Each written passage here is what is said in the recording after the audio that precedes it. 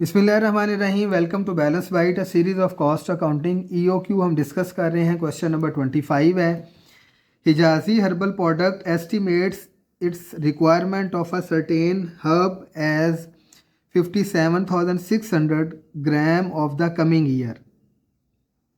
तो ये आपको एनुअल रिक्वायरमेंट दी है। एवरेज, अगर आपको एनुअल रिक्वायरमेंट ना दी हो तो फिर हम एनुअल रिक्वायरमेंट फाइंड करते हैं। Average purchase price of the herb during the coming year is expected to 50 per ग्राम। तो ये आपको पर यूनिट कॉस्ट दी है। Annual storage cost of each gram of the herb is estimated ₹2.25।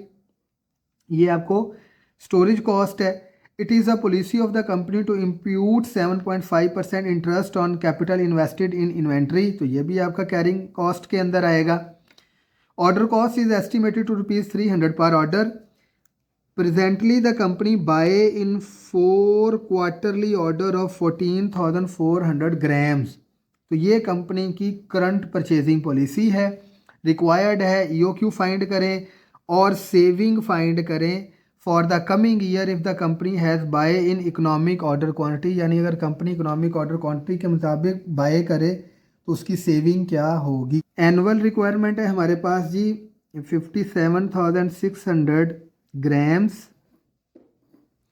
उसके बाद unit cost जो है या वो हमें क्वेश्चन में गिवन है ₹50 पर ग्राम।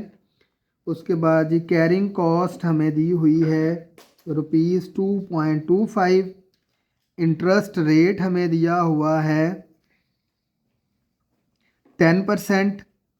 जब कैरिंग 7.5%। जब आपको कैरिंग कॉस्ट के साथ साथ इंटरेस्ट रेट भी दिया हो तो आपकी जो कैरिंग कॉस्ट कैलकुलेट होती है इंटरेस्ट के अंदर। उसके अलावा जी आपकी ऑर्डर कॉस्ट है ₹300 पर ऑर्डर। और फर्स्ट रिक्वायरमेंट है कि आपने EOQ फाइंड करना है। तो EOQ का फार्मूला होता है 2 मल्टीप्लाई बाय एनुअल रिक्वायरमेंट। आप कंप्लीट फार्मूला लिखेंगे, multiply by order cost divided by carrying cost. तो 2 मल्टीप्लाई बाय 57,600। ऑर्डर कॉस्ट है आपके पास 300। कैरिंग कॉस्ट 2.25 प्लस इंटरेस्ट है 7.5% और पर यूनिट कॉस्ट है आपकी 50। तो आप इस तरह से कैरिंग कॉस्ट कैलकुलेट कर लेंगे।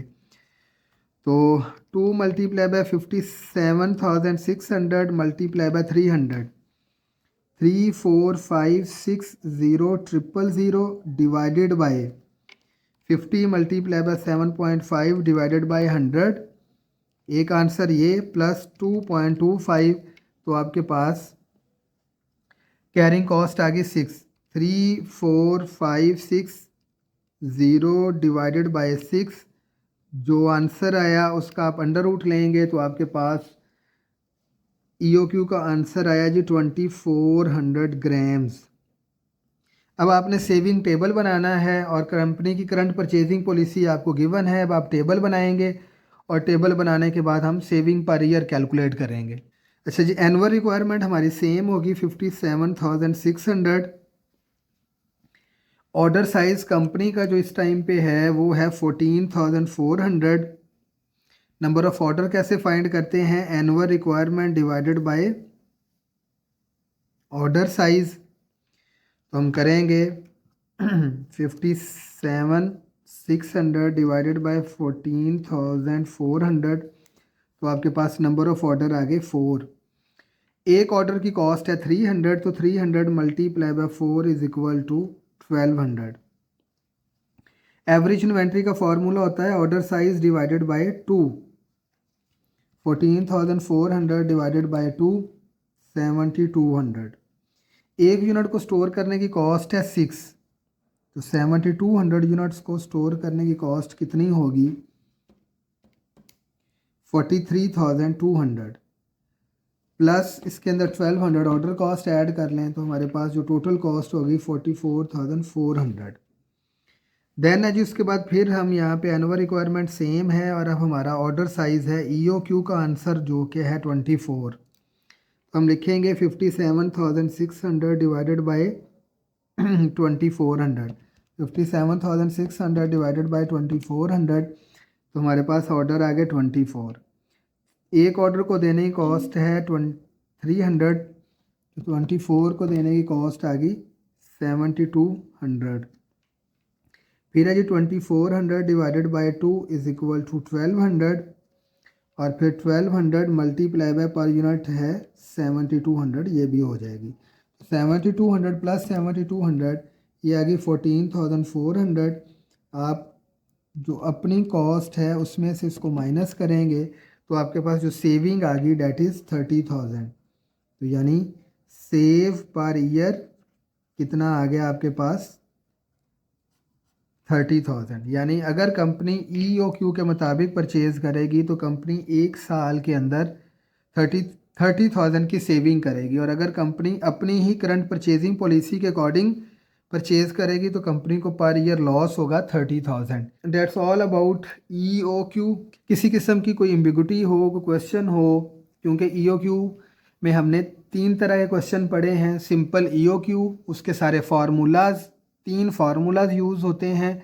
चौथा आपके पास टेबल था, ठीक है, और टेबल के बाद फिर अगले 3 क्वेश्चन आपके पास इस तरह के थे कि एक में आपने कैरिंग कॉस्ट सिंपल कैलकुलेट करनी थी, एक के अंदर कैरिंग कॉस्ट आपने इंटरेस्ट के साथ कैलकुलेट करनी थी, फिर आपने सेविंग के टेबल वाली बात करनी थी। तो सेविंग के जितने भी टेबल्स होते हैं उनमें नॉर्मली एनुअल रिक्वायरमेंट दी भी होती है और नहीं भी दी होती। तो आपने क्वेश्चन को बड़ा केयरफुली रीड करना है और देखना है क्या क्वेश्चन के अंदर एनुअल रिक्वायरमेंट गिवन है या नहीं। अगर नहीं गिवन तो आप उसको पहले एनुअल रिक्वायरमेंट फार्मूला में यूज़ होती है यहाँ पे, तो आप एनुअल रिक्वायरमेंट कैलकुलेट करेंगे और फिर आप देखेंगे कि कंपनी की करंट परचेजिंग पॉलिसी क्या है, और EOQ का जो आंसर होगा उससे आप टेबल बना के सेविंग कैलकुलेट करेंगे। लेकिन जब आप प्रूव करेंगे तो प्रूव में EOQ के आंसर से एक वैल्यू छोटी लेते हैं और एक ऑर्डर साइज़ बढ़ा लेते हैं। तो प्रूव में आपने मिक्स नहीं करना प्रूव को और सेविंग को, ये बात याद रखिएगा। और एनुअल रिक्वायरमेंट को आपने बड़ा कंप्लीटली डिटेल से देखना है, क्वेश्चन के अंदर एनुअल रिक्वायरमेंट गिवन है या नहीं है। इसके अलावा कोई बात समझ ना आए तो कमेंट सेक्शन में जाके कमेंट करें। Thank you so much. अल्लाह हाफिज़।